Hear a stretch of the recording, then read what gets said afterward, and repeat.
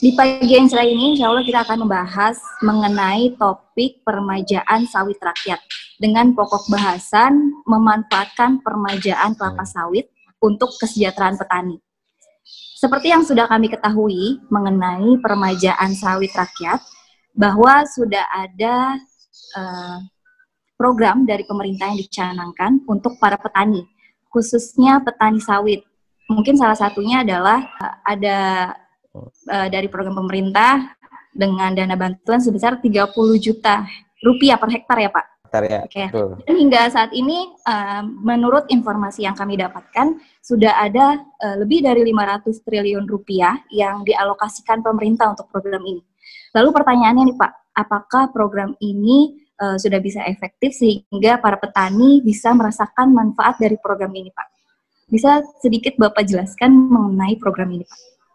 Jadi gini Mbak ya, saya sedikit koreksi datanya ya. Itu yang sudah tersalur untuk PSR itu 2,7 triliun sampai hari ini. Kurang lebih 2,7 triliun. Terus target pemerintah kan tahun ini 500.000 hektar ya. Ya dari apa namanya dari dana sawit itu sekarang yang tersalur khusus untuk PSR ya itu kurang lebih 2,7 triliun. Yang selain itu kan ada untuk biodiesel, kemudian sarana dan prasarana, kemudian pengembangan SDM. Nah, saya pikir sekarang nih tinggal teman-teman di petani aja Mbak sih sebenarnya, karena kalau uang yang diberikan pemerintah udah bagus, udah dikasih seperti itu. Cuman kan sampai hari ini kami lihat yang terjadi hari ini itu target belum bisa belum tercapai gitu. Nah, misalnya kayak tahun lalu ditargetkan 180.000 hektar untuk digelontorkan kepada masyarakat untuk dimanfaatkan. Nah, ternyata kan realisasinya nggak sampai segitu. Paling cuman kalau nggak salah 90 yang bisa dipenuhi. Nah, masih banyak sisa kuota kan yang nggak terpenuhi gitu. Terus tahun ini kurang lebih 180 ribuan lagi. Nah, sampai bulan sekarang nih udah bulan berapa ya? Udah bulan Juni, baru sekitar 20 ribuan kalau nggak salah. Yang terbit Rokomteknya ya. Itu belum kita hitung yang cair gitu. Yang cair belum ada untuk 2020.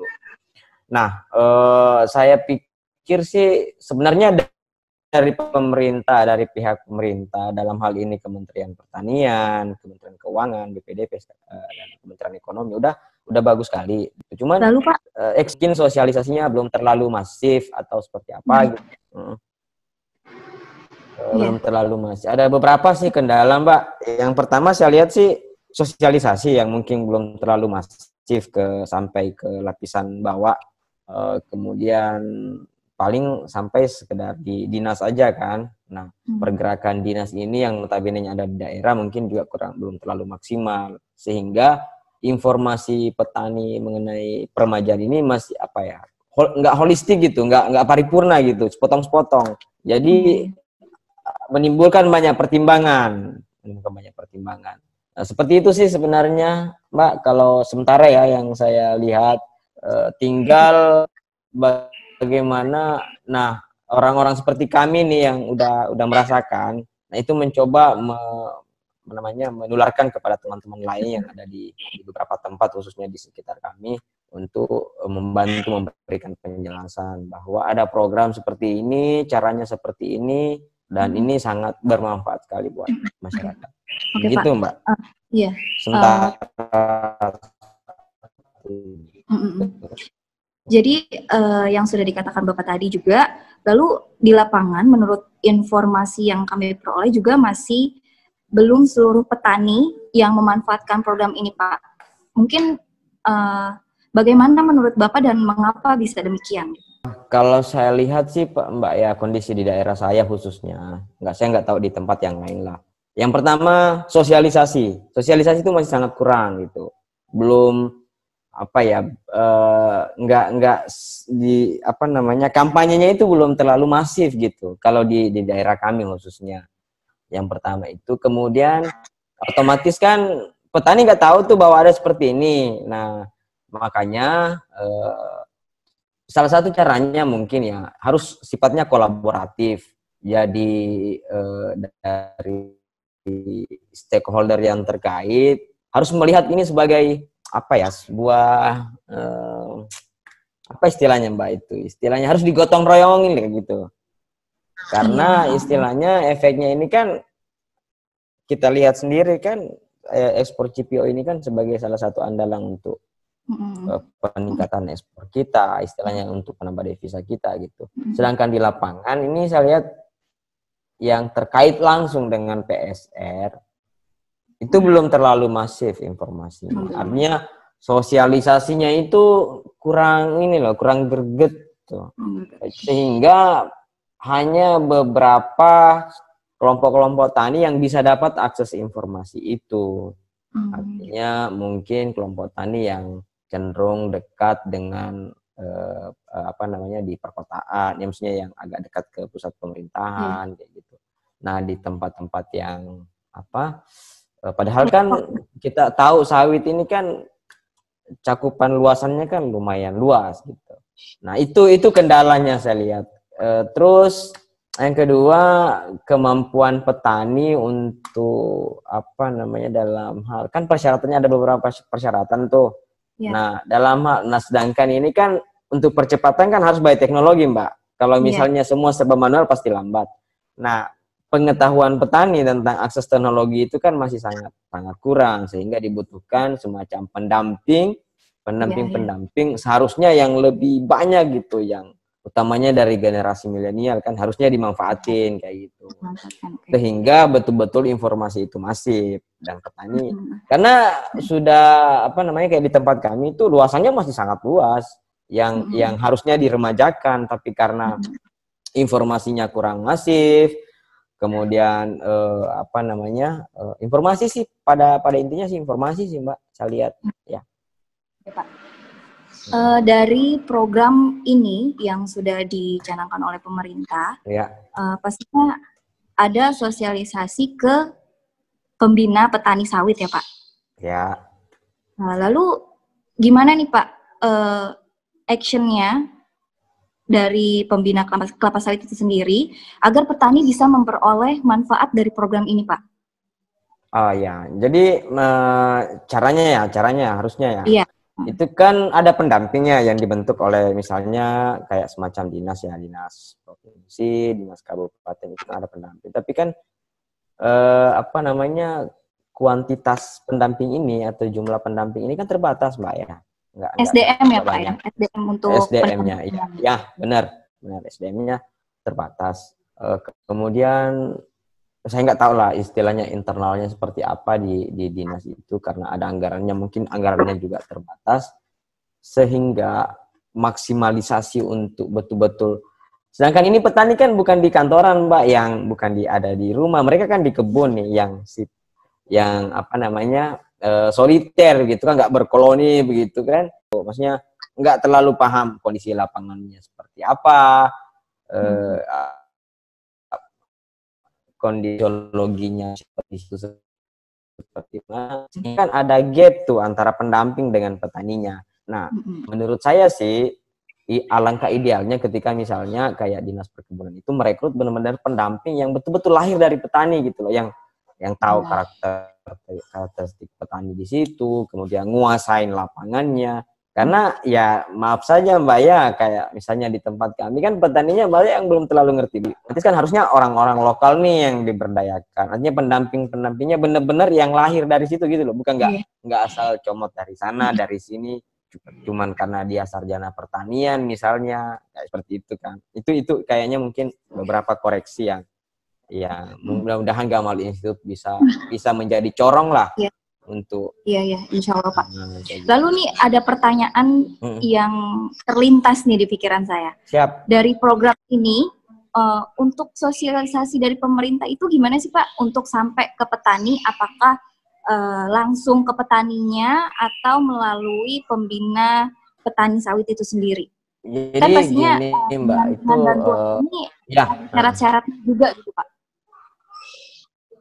Iya. Ada syarat. Jadi gini Mbak, apa namanya? Ada memang pembina, ada petani, tapi kan terkadang kan banyak pembina juga ini ya istilahnya enggak pure lah sebagai pembina gitu. Cuman karena punya bargaining position tertentu, misalnya di instansi pemerintahan atau apa, jadi pembina gitu. Padahal bukan mesti nggak ngerti sama sekali sih sebenarnya. Nah, yang kayak seperti itulah yang menjadi gap nih. Ada apa semacam kayak hijab ya.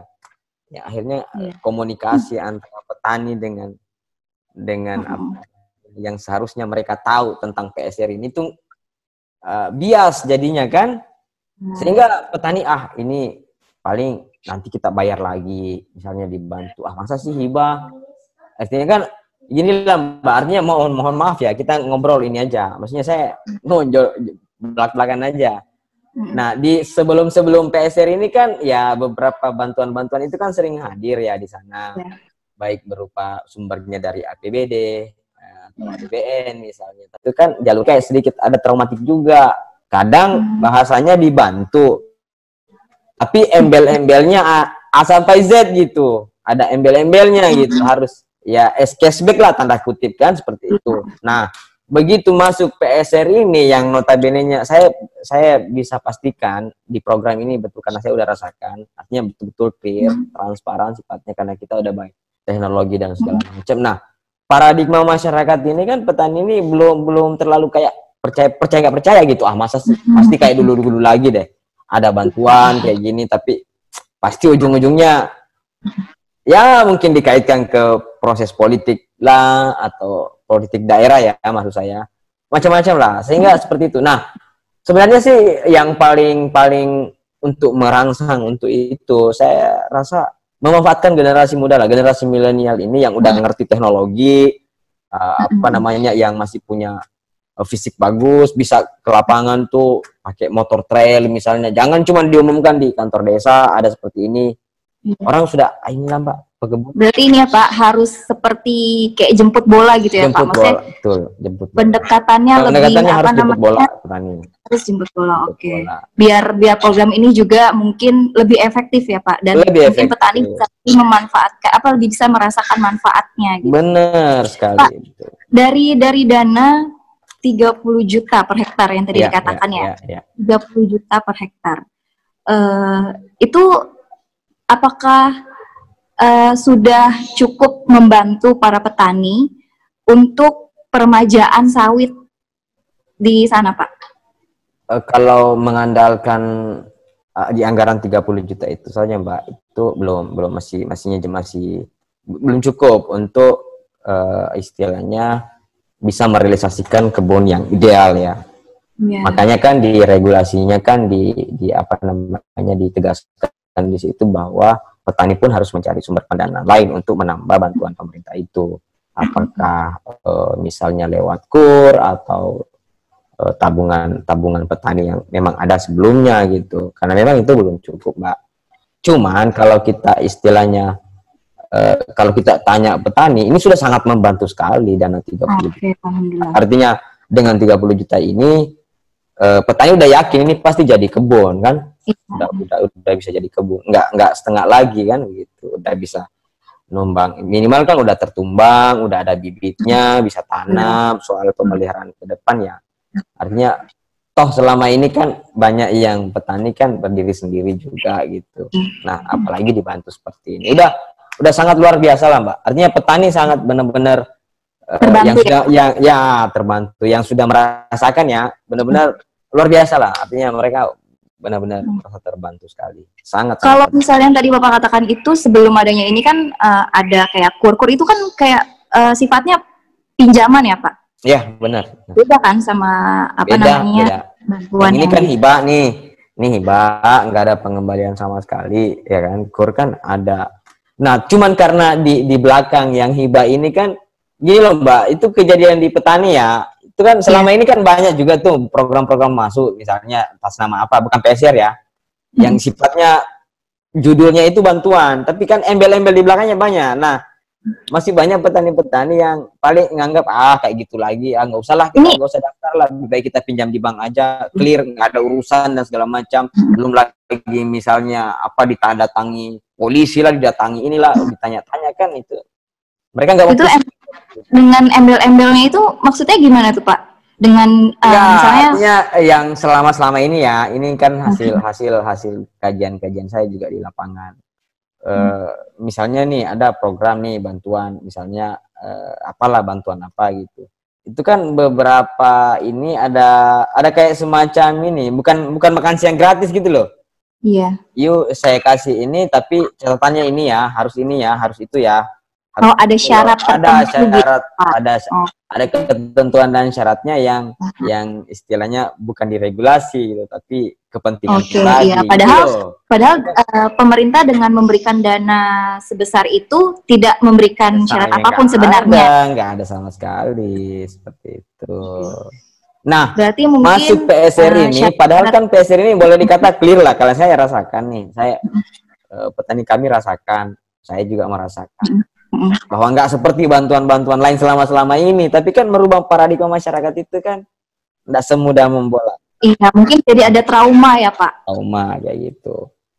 Ya, trauma. Itu sih saya lihat kondisi begitu. Itu kan artinya karena sosialisasinya yang belum terlalu masif, kan terlalu maksimal. Iya, pertama kalau mungkin itu yang paling sosialisasinya maksimal, terus yang mensosialisasikan juga benar-benar menguasai regulasinya, kemudian paham tentang karakter petani, ya pasti bisa maksimal. Karena kalau dari segi manfaat luar biasa sih manfaatnya. Petani sangat-sangat terbantu sekali. Sangat terbantu ya Pak. Ya, seperti yang tadi Bapak bilang juga bahwa pendampingan petani masih terbilang lemah. Begitupun isu yang kami Pak. Dan tidak jarang kurang memahami dengan langkah-langkah land clearing Pak. Betul. Adakah kemungkinan timbul kekhawatiran jika petani tidak mendapatkan bantuan dengan benar? Jadi ya benar. Jadi itu tadi saya bilang ini kan yang yang mendampingi petani ini kan kadang kayak di dinas itu kan belum terlalu siap juga. Jadi kadang ngambil orang itu nggak sesuai kapasitasnya gitu loh. Yang tidak terlalu paham gitu ya Pak? Ya, tidak terlalu ngerti baik secara regulasi, secara teknis dan segala macam kan. Nah, karena persoalan misalnya orang-orang itu punya kedekatan aja sama penguasa dalam tanda kutip. Kan. Sehingga kan petani juga udah ngerti nih cara berkebun, udah menjalaninya sekian panjang gitu. Masa sih saya mau serahkan sama misalnya orang kayak begini yang tidak paham gitu. Kan jadi mereka juga meskipun dia istilahnya butuh bantuan, tapi kalau misalnya ujungnya nanti nggak berhasil juga kan mereka juga kan sawit itu nggak sama tanaman lain, Mbak. Artinya kita ada kesalahan itu efeknya panjang karena kan dia jangka panjang. Nah, jadi bisa terasa nanti di umur 4-5 tahun kan ada waktu periode yang cukup panjang dan itu kan pos kerugian besar kalau misalnya hasilnya nggak maksimal gitu. Itu sih. Ya, jadi benar-benar ini ya Pak berkesinambungan gitu. Pertama bantuan pemerintah ini pastinya harus ada pendampingan yang kuat ya Pak untuk petani. Baik dari SDM-nya untuk pendampingan yang mengerti regulasi dan teknisnya. Lalu dengan keadaan seperti ini nih Pak, kabarnya Bapak juga mengembangkan sistem untuk mendorong sistem transparansi dalam pelaksanaan program PSR ini Pak. Bisa dijelaskan bagaimana sistem? Jadi gini Mbak, kami melihat ya istilahnya setelah berjalan nih PSR, kan harapannya pemerintah membantu ini kan ada hasil nih, maksudnya hasilnya maksimal nih, baik itu dari dari petaninya sendiri, kemudian dari lahan yang dikerjakan itu betul-betul bisa maksimal kan. Nah saya lihat ini perkembangannya kita masih lemah di sistem monitoring dan evaluasinya gitu, sehingga kesannya itu dikasih uang udah selesai beres gitu, mau sukses mau enggak terserah kan gitu. Nah makanya makanya itu yang menggugah kami melihat, nah kita kan pengen membantu pemerintah nih, jangan sampai kita udah dikasih bantuan nih, kami ya sebagai petani misalnya dikasih bantuan, tapi harapan kami mau membantu juga pemerintah bahwa yang ente bantu kemarin itu berhasil loh. Udah ini loh, gitu. ya ada hasilnya kayak gini gitu. Jadi sebagai bentuk rasa terima kasih kami kepada pemerintah kan seperti itu. Nah, hal seperti itulah yang membuat kami dan teman-teman apa selama yang sudah berjalan gitu Pak. Ya. Misalnya bantuan sudah turun dari pemerintah. Ya. Apakah yang tadi Bapak harapkan itu tuh kayak misalnya bantuan turun, lalu ada pendampingan, lalu dimonitoring dan selanjutnya itu di situ ya kan ada sih, tapi belum terlalu maksimal dan kesannya itu asal dilakukan saja dan kayak ibarat formalitas aja gitu. Padahal kan kita pengen yang istilahnya gimana? Oke lah, data sawit kita 25 tahun yang lalu sampai hari ini berantakan kan. Nah, kenapa enggak kita start dari nol nih PSR, ya kan, dengan generasi baru, ya kan, dengan konsep baru, dengan pemahaman baru gitu. Betul-betul bisa menghasilkan perkebunan kelapa sawit yang handal gitu, yang petaninya bisa benar-benar bisa sejahtera, seperti yang kita dengar dari negeri tetangga kan, seperti itu. Nah, harusnya makanya kami sama teman-teman berinisiatif, kenapa enggak kita benar-benar PSR ini kita manfaatkan sebagai momentum untuk ibaratnya kalibrasi petani kita untuk bisa melejit lebih jauh gitu. Nah, otomatis untuk hal-hal seperti itu ya beberapa hal kan harus kita pikirkan penguatannya, misalnya dari segi database, ya kan, dari segi pengelola. Oke, jadi harapannya terus, Mbak, adalah apalagi? Ya, jadi harapannya dari Bapak sendiri ketika bantuan itu turun, pemerintah bisa memberikan pendampingan, monitoring sampai evaluasi itu dengan baik ya Pak? Ya, dengan baik, sehingga benar-benar nih hasil yang kita harapkan bersama nih kan, pemerintah kan pengennya ngasih bantuan begitu kan, harapannya benar-benar bisa berhasil kan. Nah, seperti itu. Kami pun di petani seperti itu. Nah, ini yang pengalaman kami nih, Pak, Bu, Mbak, pengalaman kami nih pada saat ini kesannya artinya masih banyak butuh perbaikan lah. Artinya kita sadari bahwa memang nggak langsung sempurna, artinya masih butuh perbaikan, utamanya di segi monitoring dan evaluasi bahwa benar nggak dana yang udah digelontorkan pemerintah ini udah terserap sesuai dengan udah tepat sasaran, kemudian tepat sasaran, tepat cara, ya kan, tepat hasil gitu loh. Tepat hasilnya. Makanya kami sebagai toolsnya kami berinisiatif untuk bikin sistem sendiri, sendiri ini yang lagi PSR ini kami data, kemudian di data situ kemudian menyajikan, yang dia misalnya petani ini udah ngerjakan ini, tahapannya udah bobot sekian gitu loh. Target perencanaannya ke depan nanam bibitnya bulan sekian. Gitulah. Jadi ada tracing, ada ketelusuran. Toh historical perkebunan itu kita mulai munculkan dari PSR itu. Sehingga itu kan bisa menjadi big data ke depan dalam hal menentukan kebijakan-kebijakan selanjutnya. Iya, sistemnya seperti itu ya, Pak? Iya, seperti itu. Berupa aplikasi sederhana sih, berbasis Android. Kita collect data ulang yang kemarin yang dapat bantuannya. Terus di situ kita input perkembangannya seperti apa, sifatnya real time kan, kemudian poligonnya juga jelas kayak gitu loh Mbak. Menurut data yang Bapak peroleh nih, ada berapa jumlah petani yang sudah menerima dana bantuan itu Pak? Kalau kami sudah menerima semua Mbak. Kalau yang kami tangani itu sudah terima semua. Istilahnya dananya kan nggak langsung gini Mbak, jadi Mbak mesti tahu bahwa dana itu dari sumber dana nih BPDP ke rekening pekebun. Rekening pekebunnya ini setelah masuk semua, itu langsung ditarik ke rekening kelompok. Karena kan dana dikeluarkan itu harus dari rekening kelompok gitu. Jadi bukan petani masing-masing loh yang... Oh gitu, iya. Karena kan ada kelembagaan. Kelompok ya Pak? Ya, kelompok. Nah, kebetulan kami bergerak meng-hire kelompok-kelompok yang dapat bantuan itu untuk mereka bisa manage, misalnya tim kami yang menyiapkan bibit, kemudian hal-hal lain lah yang sifatnya bisa saling bersinergi gitu. Itu Mbak. Untuk sistem yang dikembangkan ini nih Pak, ini udah berapa lama nih berjalannya nih? Enggak sih, udah ada masih sementara apa ya, semacam trial lah Mbak. Artinya kami kan masih evaluasi terus, form-formnya misalnya kelengkapannya seperti apa.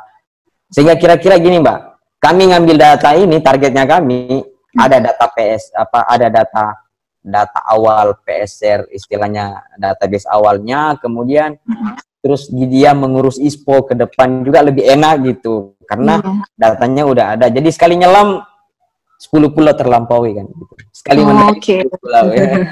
Kayak gitu. Iya. Berarti cukup efektif ya Pak ya sistemnya, insya Allah yang saya pikir ketika semua kelompok-kelompok tani berinisiatif seperti itu, makanya kami kan ngobrol kemarin dengan Pak Hendra, Pak bisa Gamal Institute bisa bantu promoin nggak kami punya aplikasi ini kalau misalnya setelah misalnya ada pilot project ini udah tuntas nih, yang lebih kan kami uji coba 300 hektar lebih tuh Mbak. Kalau misalnya itu berhasil, kenapa enggak misalnya lewat Gamal Institute dibantu dipromoin biar pada kelompok-kelompok tani itu pada make itu gitu loh. Pada make itu sehingga sebenarnya kepentingannya bukan untuk kami, mereka untuk mereka kelembagaannya mereka sendiri gitu. Mereka punya data. Dan itu ketika misalnya ya kita cita-cita ya Gamal Institute mampu mengkoordinir itu semua, itu kan satu big data gede Mbak. Iya kan? Satu big data besar. Big data kan sekarang the new oil. Iya. Iya kan? Lebih mahal dari emas kan begitu. Gitu loh, itu sasaran kami. Yeah. Jadi kami sangat senang lah istilahnya Gamal Institute betul-betul istilahnya apa namanya sudi untuk melihat kami kan. Itu sudah Berarti dari Mbak saya sambil ngerokok bisa ya? Udah. Oh ya. Iya, bisa ya? Mohon maaf ya. Ya, terus jadi, Pak.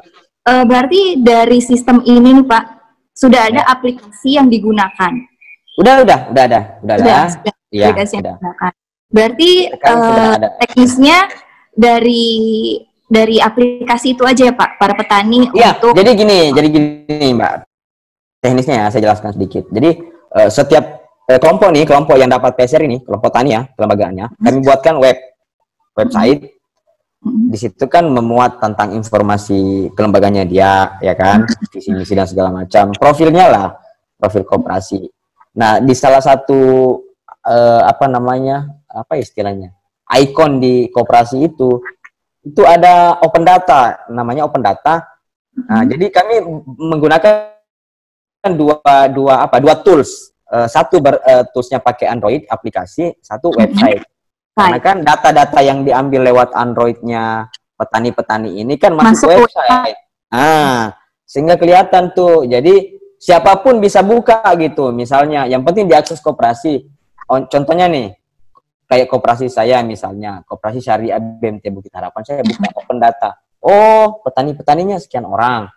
Oh, proses perkembangannya kayak begini. Dia sekarang udah ngerjakan kayak begini. Jadi ada rekodnya gitu. Nah, ketika misalnya semua se-Indonesia nih kelompok-kelompok tani dibuatkan misalnya bisa seperti itu, membuat seperti itu, kan keren Mbak. Pemerintah juga nggak pusing gitu kan. Semua terdata gitu. Kita udah ada database-nya gitu ya, database-nya, big datanya udah ada gitu. Nah, ketika sudah big data jadi kan arahnya bisa kemana-mana Mbak. Bisa ke marketplace, bisa ke bisa luas lah. Bisa lebih luas lagi ya Pak. Lebih luas lagi, dan itu bisa menjadi nilai tambah buat petaninya. Untuk sistem ini sendiri Pak, sudah berjalan di wilayah Sulawesi. Kami uji coba satu koperasi Mbak, karena kan kami di situ kan pasti kan nggak sempurna langsung Mbak ya. Jadi kami coba satu dulu, terus petani kami coba bantu ajarkan caranya, karena kan itu by petani Pak. Jadi by petani mereka sendiri yang isi datanya, sehingga benar-benar validitas data itu kita bisa pertanggungjawabkan. Mereka sendiri yang update mengenai pekerjaannya, sehingga semua benar-benar terrekod dengan bagus gitu. Nah, ketika ini berhasil, mudah-mudahan kita bisa saling bersinergi lah sama teman-teman lain. Bro, ada loh kayak begini.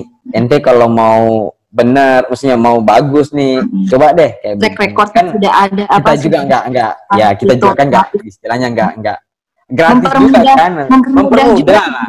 sangat mempermudah kelembagaan, mempermudah petani itu sendiri, mempermudah pemerintah, mempermudah stakeholder terkait dengan sawit, saya pikir. Bisa jadi marketplace, bisa macam-macam lah. Arahnya itu arah pengembangannya itu Mbak bisa kemana-mana gitu. Berarti sangat mengikuti perkembangan 4.0 ya?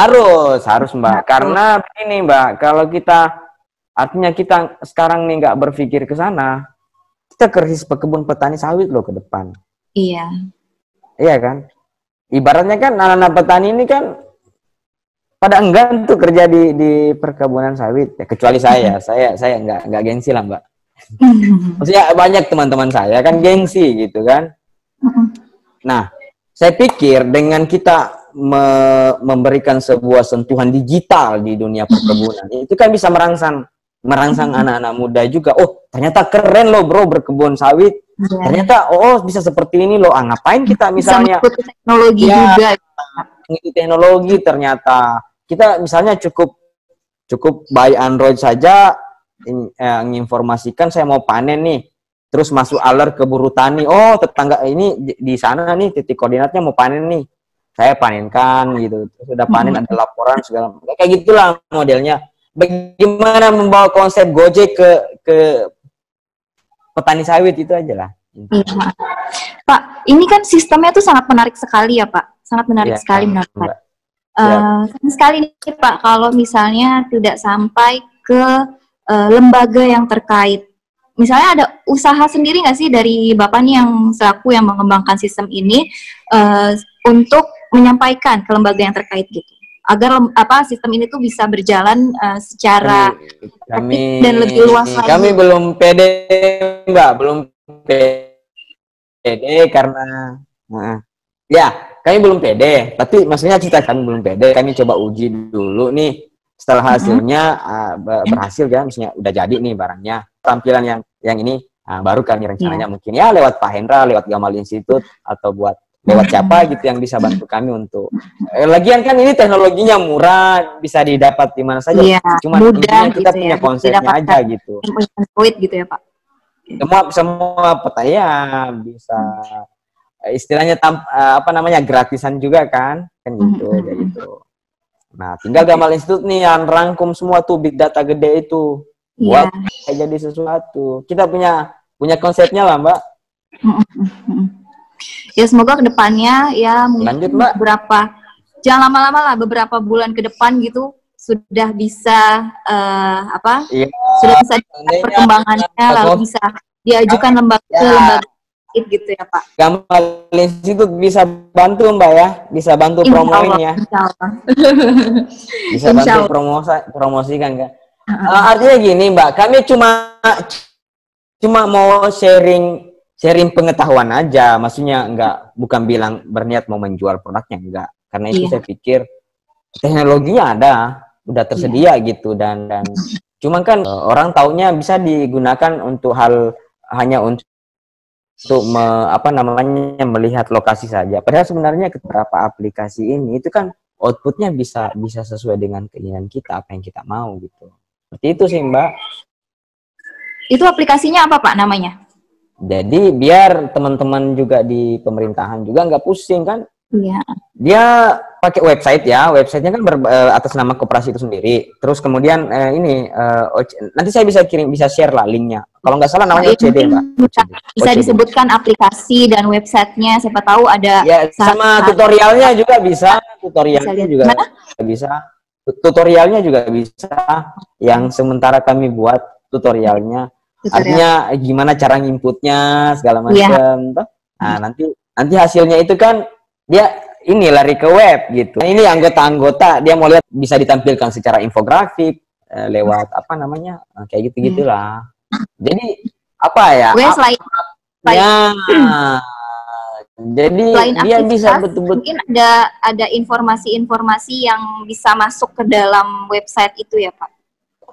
Iya, bisa. Jadi misalnya nih di website itu kan mereka bisa makanya saya bilang untuk menarik generasi milenial itu yang harus kita ajukan gitu. Nah, di website itu kan mereka bisa manfaatin buat marketplace untuk anggota-anggotanya sendiri, ya kan, misalnya kayak produk-produk pupuk bisa tampil ke situ. Terus, nah target kami sih ke depan, Mbak, awalnya tuh kayak gitu, tapi target kami ke depan ini kami bakalan tingkatkan lagi ke sebuah aplikasi yang sifatnya udah transaksi dari hulu ke hilir gitu. Jadi petani, mulai dari petani, buruh tani, sopir truk angkutan sampai industri gitu. Jadi udah semuanya ya, kayak Gojek, Mbak.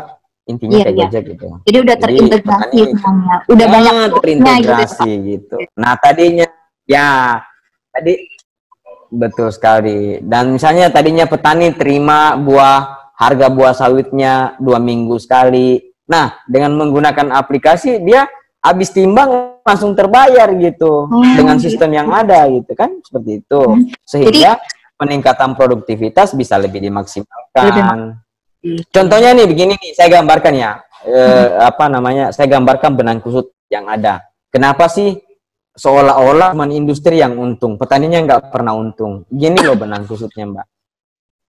Saya ini petani nih contohnya. Saya mau panen buah. Tetangga saya ada buruh tani kan, tetangga saya. Tapi dia nggak tahu saya mau panen.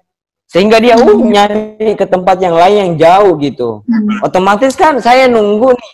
Wah, ini maksudnya saya nunggu beberapa hari. Otomatis kan sudah ada buah yang jatuh sendiri. Kemudian ada buah yang sudah akhirnya kan produktivitas jadi nurun tuh. Nurun gitu ya. Padahal ada tetangga saya yang lagi nyari-nyari mau dipanen gitu toh, karena nggak ada sistem yang mempertemukan mereka secara cepat dan tepat gitu. Nggak terhubung. Begitupun transport misalnya. Saya udah panen, udah siap dimuat, tapi karena tidak ada penghubung, jadi saya mesti nunggu lagi gitu. Otomatis kan banyak buah saya nanti bakalan masuk ke industri, pasti degrading kan, pasti turun kualitasnya karena keterlambatan misalnya.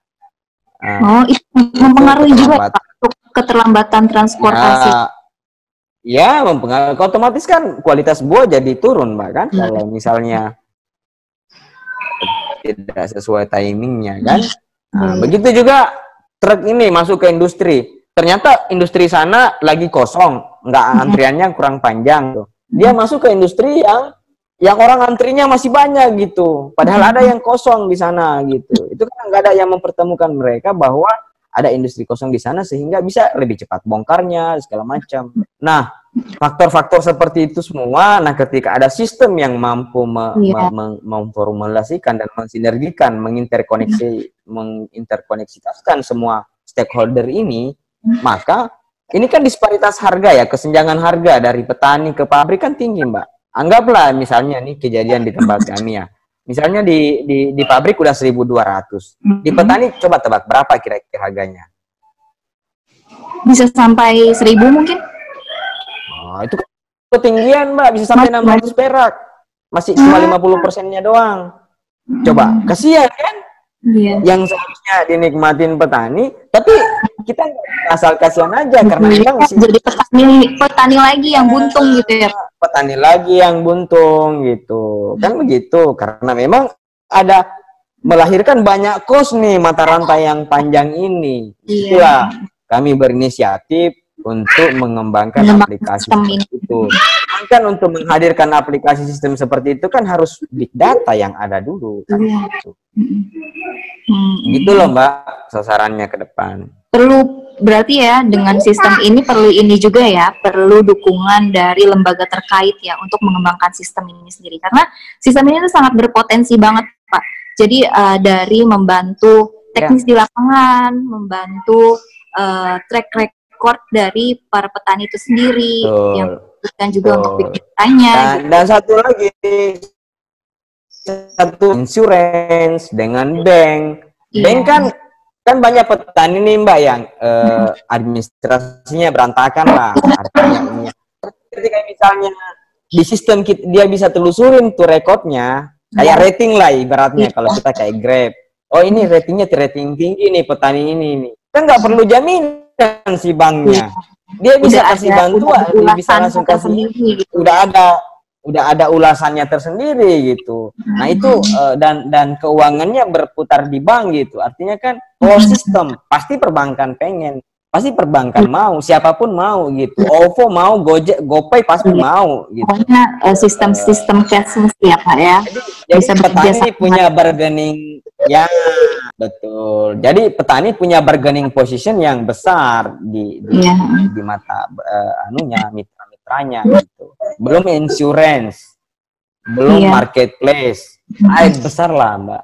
Jadi bisa berkembang terus ya petani kita ini ya Pak ya, melalui sistem ini. Bisa berkembang terus petani kita. Nah, yang mengembangkan sistem ini bisa jadi Jack Ma baru kan begitu. Betul Pak. Oke Pak, menarik sekali kalau membicarakan sistem yang tadi Bapak sebutkan ini ya, karena benar-benar manfaatnya dirasakan banyak pihak dari lembaga, dari petani itu sendiri, bahkan dari lembaga. Mbak bisa bayangkan ya, Mbak bayangkan market share kita di petani kan 10,6 juta kan kepala bergantung di sawit. 10,6 juta kan, itu datanya ada di mana-mana. Nah, coba Mbak bayangkan ya, market share 10,6 juta ini kita bisa manfaatin, itu bagaimana potensinya. Gojek aja yang baru, atau Bukalapak aja yang baru nguasain market share sebesar 2 juta, udah luar biasa kan, kayak bagaimana gitu, Grab yang udah. Nah, di sawit 10,6 juta Mbak orang hidup di situ. Mulai dari petani, keluarga petani, buruh tani, sopir truknya, keluarga sopir truknya, buruh pabriknya, industrinya. Dari nah, ini satu jumlah itu misalnya menjadi pengguna aplikasi itu bisa sangat luar biasa sekali ya Pak ya? Luar biasa efeknya secara ke petani, secara ke negara, secara perputaran ekonomi. Karena sistem itu bisa sempurna kalau misalnya database-nya udah ada kan, udah terrekod kan gitu, Mbak. Makanya kami mencoba nih memulai satu koperasi, satu kelembagaan. Kami coba lingkar nanti dan segala macam. Kayak gitu loh, Mbak. Untuk ini nih Pak, sistem ini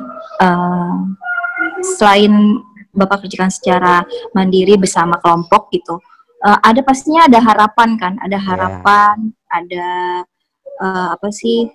seperti keinginan gitu untuk sistem ini ke depannya tuh bagaimana agar bisa lembaga yang terkait juga bisa ikut andil dalam ini gitu Pak. Maksudnya bisa ikut peduli gitu untuk mengembangkan sistem ini. Ya, harapan kami sih Mbak nggak muluk-muluk, intinya jangan dihalang-halangi aja. Jadi nggak usah dibantu apa-apa, cukup jangan dihalang-halangi gitu. Jangan berkreasi, itu aja kami minta. Mesti kami dari utamanya dari tim kami. Biarkan kami mengembangkan sayap sendiri, karena kami udah lihat pulaunya di depan gitu. Cukup jangan kasih kami arus atau ombak gitu, kan? Itu aja harapannya. Karena ini mau tidak mau, pemerintah siap atau tidak siap, kami akan ke sana. Kami sebagai generasi milenial pasti akan arah ke sana, Mbak. Dan situasi COVID hari ini mengindikasikan untuk lebih mempercepat ke arah sana. Iya betul. Karena di kondisi seperti ini pastinya teknologi seperti ini nih sangat dibutuhkan sekali Pak. Sangat dibutuhkan, sangat dibutuhkan sekali. Oke Pak. Jadi ini untuk sistem ini kan ya semoga aja bisa sampai ke lembaga terkait. Dalam waktu dekat Mbak, dalam waktu dekat kami coba nanti mampir ke Gambar Institut, kami coba presentasi seperti ini loh. Nah, kira-kira apa yang kita bisa kolaborasi bareng Pak.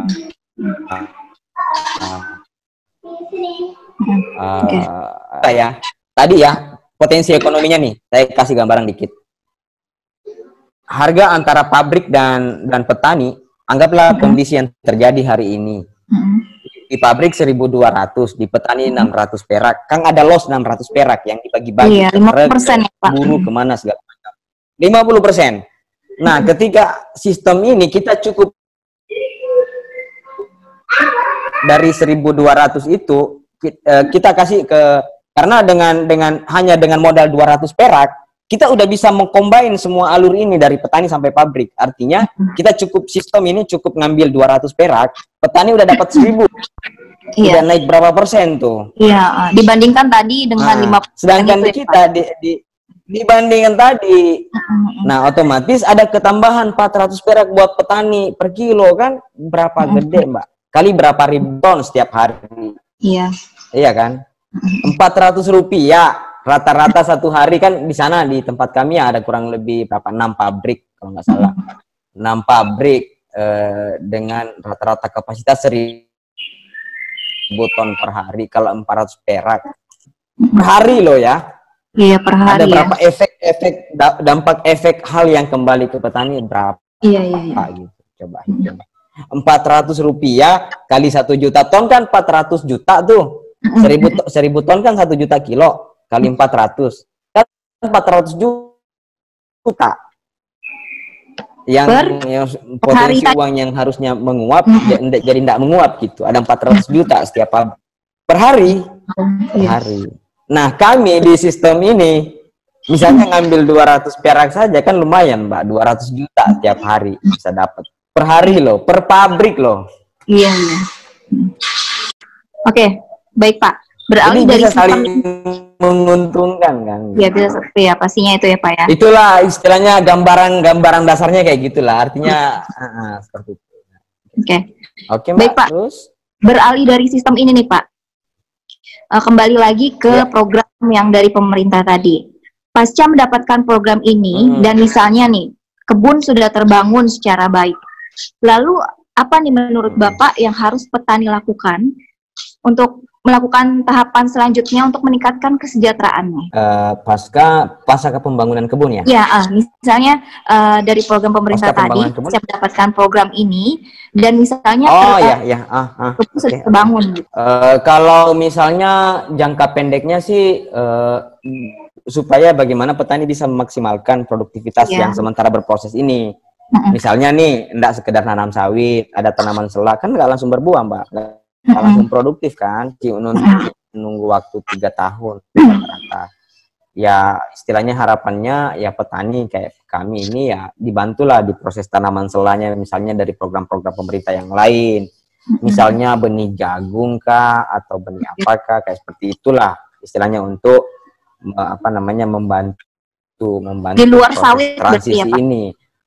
Terus selanjutnya ya di luar sawit. Terus jangka panjangnya itu ya petani harus ini beradaptasi dengan teknologi. Misalnya dengan istilahnya menggunakan Internet of Things misalnya, ya kan? Ngerti IoT kan, Mbak? Ngerti IoT kan? Iya. Internet of Things itu sebuah teknologi yang dipasang di pertanian yang bisa mengetahui indikasi tanamannya itu lewat Android aja gitu. Dia bisa tahu dia kurang pupuk kurang apa. Dia alertnya udah by handphone. Sehingga perlakuannya itu tepat sasaran dan efektif serta efisien. Hingga produktivitasnya bisa naik lebih jauh gitu. Jadi intinya pemanfaatan teknologi harus benar-benar dimaksimalkan direbut sama petani kalau mau betul-betul maksimal. Pastinya pasca kebunnya jadi ya. Ada perlunya sosialisasi ke petaninya itu sendiri ya mengenai pemakaian teknologi untuk memakai sistem teknologi itu sendiri. Kita nih pemerintah harusnya betul. Nah, istilahnya syukur-syukurlah Mbak kalau misalnya pemerintah ada yang berminat ya bantu kami. Kami tanpa bantuan itu pun kami udah jalan. Cukup jangan dihalang-halangi aja, jangan ya pesannya itu ya Pak, cukup jangan dihalang-halangi. Itu aja. Iya, jangan dihalang-halangi aja. Gitu Mbak. Oke.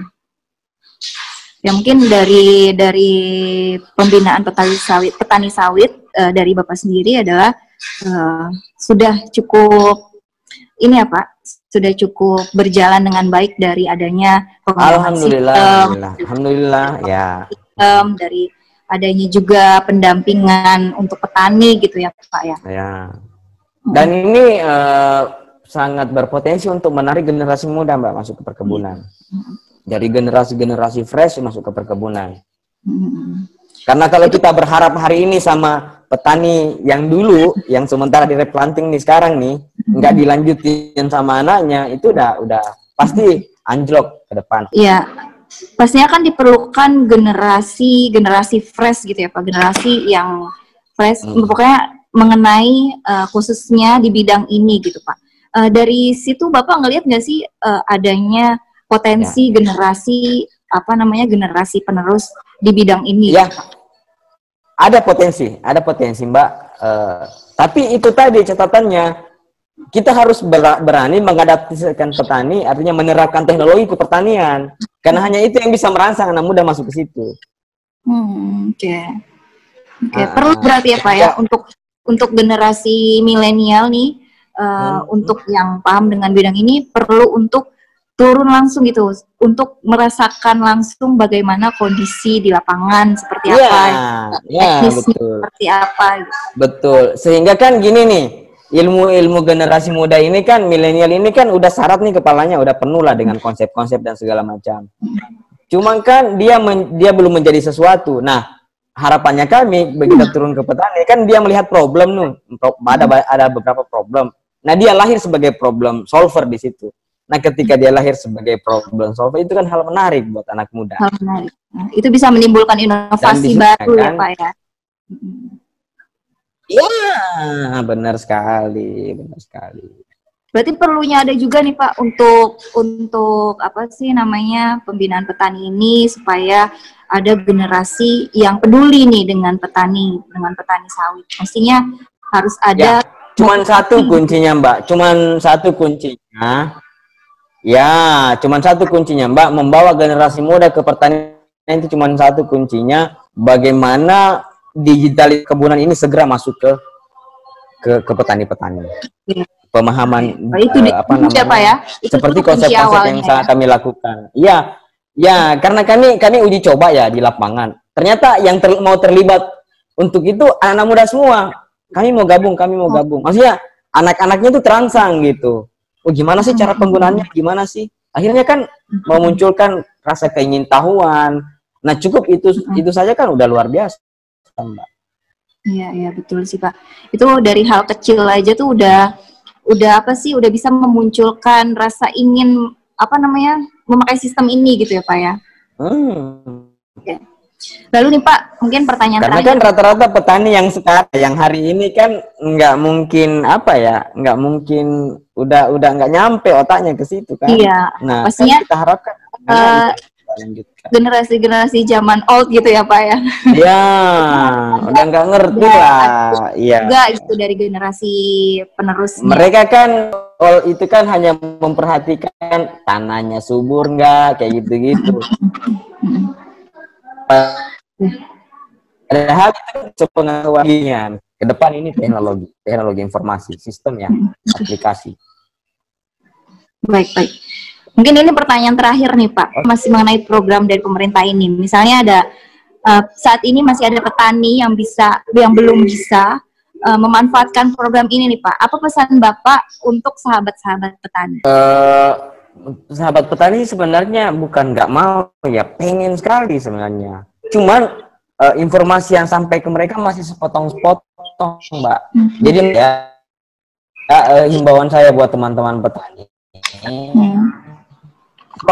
lebih proaktif. Kalau jangan menunggu gitu, jangan menunggu dari penyampaian istilahnya yang kita harapkan, tapi kita yang jemput, misalnya dengan memanfaatkan jejaring di media sosial, cari informasinya di internet kan semua sudah terbuka, misalnya cari informasi penting seperti apa sih, langsung sehingga kita dapatkan informasi langsung dari sumber-sumbernya gitu loh, bukan lagi ngomong-ngomongan yang bisa berubah A, C, D gitu. Itu sih harapan saya buat petani, teman. Jadi manfaatkan teknologi, cari informasinya langsung ke sumbernya gitu, karena semua sudah tersedia. Itu di website BPDB udah menyiapkan tutorialnya secara lengkap. Udah ada ininya ya, udah ada. Jadi nggak perlu ada bias lagi. Udah ada aturannya, regulasinya secara jelas gitu. Jadi kan kita bisa ngomongin kurang bagus kan. Itu aja sih Mbak. Cari informasi ke sumber yang paling jelas menggunakan internet, jaringan internet. Itu aja buat teman petani. Oke, baik Pak. Berarti pertama sudah ada langkah dari pemerintah untuk mensejahterakan petani sawit. Namun Siap. demi berjalan program ini dibutuhkan pendampingan yang kuat mulai dari turunnya bantuan dana, dari adanya pendampingan yang baik, yang kuat, jadi harus ada monitoring yang kuat juga ya Pak. Terus harus ada evaluasi juga yang baik. Kan SDM yang kualifikasinya sesuai dengan yang di bidangnya gitu ya Pak. Benar. Supaya sasaran ini tuh sasarannya tepat. Gitu. Terus petani juga bisa merasakan manfaat dari program ini, dan pemerintah pun bisa merasakan manfaat dari program yang dicanangkan ini gitu ya Pak. Benar. Ya, agar nggak sia-sia. Ada hasilnya gitu lah, pemerintah ada hasilnya gitu. Nggak sia-sia gitu. Oke Bapak. Benar. Terima kasih sebelumnya sudah bergabung bersama kami.